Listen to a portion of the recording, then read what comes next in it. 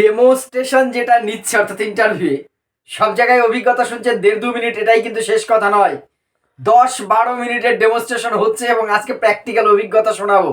আমি বারবার ডেমোর ক্ষেত্রে বলেছি আপনারা অন্তত 2 মিনিটের মধ্যে রেডি করে নিয়ে যাবেন, কিন্তু আপনার প্রস্তুতিটা এমন থাকবে 2 মিনিটের মধ্যে একটা জিনিসকে সামারাইজ করার ক্ষমতা থাকবে, কিন্তু সেই জিনিসটা সম্বন্ধে আপনি প্রয়োজনে 10-15 মিনিটও পড়াতে পারবেন অন্তত পক্ষে। সেই মানে উপাদান আপনার মধ্যে কিন্তু অবশ্যই থাকা যায়। আমার আজকে একজন ছাত্রী, আমি বলি না কারণ সবাই হবু শিক্ষক শিক্ষিকা, আমার ছাত্রী নন, আমারই একটি বোন, এবং তিনি একজন অবশ্যই খুব ভালো ইন্টারভিউ দিয়েছেন বারাসাত, সেই 2 নম্বর টেবিলেই এডুকেশন বিষয়ে 10 থেকে 12 মিনিট ডেমনস্ট্রেশন চলেছে। আমার কথা বিশ্বাস একদম করবেন না, আমি তার সরাসরি ভয়েসটা শোনাবো।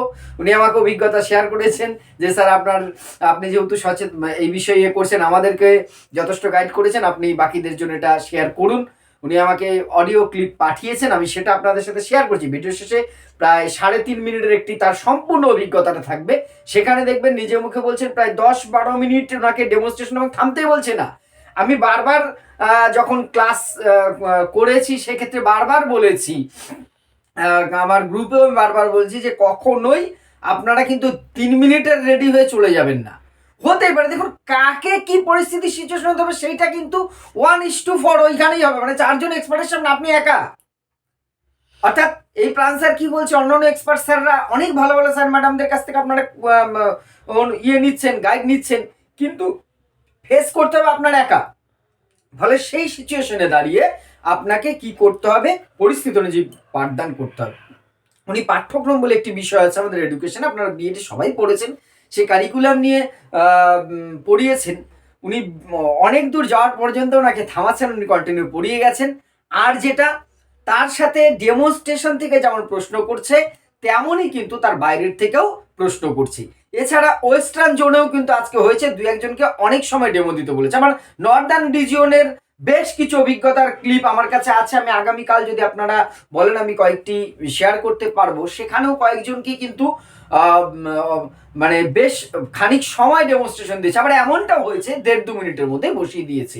তবে দিন যাচ্ছে, ডেমোটা কিন্তু অনেকটা বাড়ছে, মানে লেন্থটা অনেক ক্ষেত্রেই।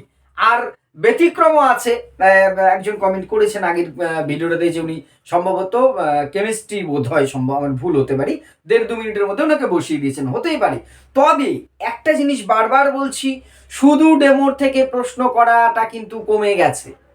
এখন কিন্তু ডেমোর বাইরে আপনার বিষয় থেকে যে কোনো জায়গার থেকে প্রশ্ন করার প্রবণতাটা কিন্তু অনেক পরিমাণে বেড়েছে।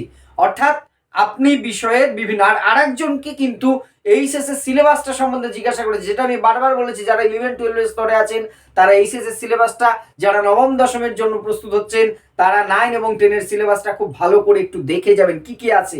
আজকে কিন্তু একটি বোনকে জিজ্ঞাসা করেছে যে আপনি উচ্চ মাধ্যমিকের আপনার বিষয়ের সিলেবাসটা জানেন?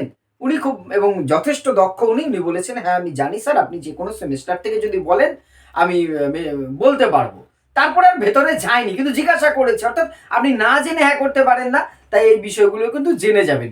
যাই হোক, আমি ক্লিপটা দিচ্ছি, আপনারা অডিওটা শুনুন, আশা করি কিছুটা অভিজ্ঞতা আপনাদের হচ্ছে। আপনাদের মতামত এবং কোনো প্রশ্ন থাকলে অবশ্যই কমেন্টে জানাবেন, আমি চেষ্টা করব। আপনাদের মতামত সবসময় আমি শিরোধার্য রাখি, সেটার অপেক্ষায় থাকবো। এবং ক্লিপটা শুনুন, সকলকে অনেক অনেক ধন্যবাদ। স্যার, আমার বারাসাত জুনে টেবিল 2-তে ছিল। তো আমাকে প্রথমে যাওয়ার পরে আমাকে আমার সম্বন্ধে জিজ্ঞাসা করেনি, আমাকে অবশ্যই বসতে বলেছেন। এবার বসতে বলার পরে আমাকে বলেছেন যে আমি কি পড়াবো। তো এবার সেটা বলার পর তো আমাকে বললেন যে বোর্ডে গিয়ে পড়ান, আর কিছু লেখার দরকার নেই। তো আমি কারিকুলাম পড়িয়েছিলাম। তো কারিকুলামটা পড়ানোর পরে বেশ 2-2.5 মিনিট, আমি বলবো না, আমার বেশ 10 থেকে 12 মিনিটের আমি পড়িয়েছি, তাও আমাকে স্টপ করছে না। আমার টেনশন হয়ে যাচ্ছিল যে এরপরে তো আমি আর বেশি রেডি করে আসিনি।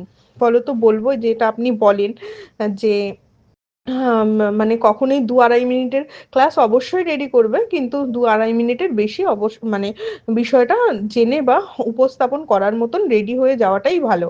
তো যাকগে, তারপরে বলার পরে আমি যখন বৈশিষ্ট্যটা বলতে যাই তখন বললো ঠিক আছে আর বলতে হবে না, আপনি বসুন। এবার আমি বসলাম। এবার বসার পরে আমাকে জিজ্ঞাসা করা হলো যে যে আমাদের বর্তমান শিক্ষার যে কারিকুলাম রয়েছে, অর্থাৎ ওয়েস্ট বেঙ্গল বোর্ডের সাথে এনইপির যে কারিকুলাম আছে সেটার দুটো সাদৃশ্য, দুটো বৈসাদৃশ্য বলতে। তো আমি সেই অনুযায়ী স্যারদেরকে বললাম। সেটা বলার পরে সেখান থেকে আবার ক্রস কোশ্চেন করলেন আমাকে তিনটে চারটে। তো সেখানে যথারীতি আমি দক্ষতার সাথেই উত্তর দিলাম। দেওয়ার পরে তারপরে আমাকে জিজ্ঞাসা করা হলো আপনি কোন বিষয়ে কমফোর্ট। তো আমি আপনার কথা মতনই আমি বলেছিলাম যে আপনি যেখান থেকে মানে আমি মোটামুটি, আপনি ধরুন না ম্যাডাম। তো ম্যাডাম আমাকে তারপরেও জোর দিয়ে বলার পর আমাকে বলল যে না, আপনি স্পেসিফিক টপিক মানে চ্যাপ্টার বলুন বা টপিক বলুন। তো আমি সেখানে বললাম যে ঋষি মনীষীদের জীবনী। তো সেখান থেকে আমাকে বেশ দু একটা কোশ্চেন ধরলেন। এবার ধরার পরে কেন আমরা আমাদের কি শিক্ষাক্ষেত্রে কি ঋষি মনীষীদের জীবনী কি পড়াবো, কেন পড়াবো, কিসের জন্য পড়াবো, এগুলো জিজ্ঞাসা করা হলো। এগুলো বলার পরে তারপরে হচ্ছে ডিসিপ্লিন নিয়ে আমাকে কোশ্চেন করা হলো। ডিসিপ্লিন নিয়ে আমাকে কোশ্চেন করা হলো। আহ, তো এবার ডিসিপ্লিন নিয়ে আমি বললাম। ডিসিপ্লিন নিয়ে বলার পরে তারপর স্যারেরা বললেন যে না, আপনার কনসেপ্ট খুব ক্লিয়ার আছে। আর আর একটা কথা স্যার বলবো, যে আমিও এতদিন ভাবছিলাম যে আমারও ইন্টারভিউ হয়তো 5 মিনিট থেকে 7 মিনিটের হবে। আমার বেশ মনে আছে আমি 10টা 10-এ ঢুকেছিলাম, আমি যেহেতু প্রথমেই ছিলাম। 10টা 10-এ ঢোকার পরে তারপরে হচ্ছে আমি বেরিয়েছি। বেরোবো বলতে তখন আর একটা স্যার বলছেন যে অলরেডি 10টা 35 বেজে গেছে, এবার এনাকে ছেড়ে দেওয়া হোক। তো আমি অ্যান্সার একটা দিচ্ছিলাম, তা স্যার স্টপ করে দিলাম, বললো ঠিক আছে ঠিক আছে, আর বলতে হবে না, ঠিক আছে আমরা বুঝেছি। তো তারপরে আমাকে ইয়ে করা হলো, ছেড়ে দেওয়া হলো।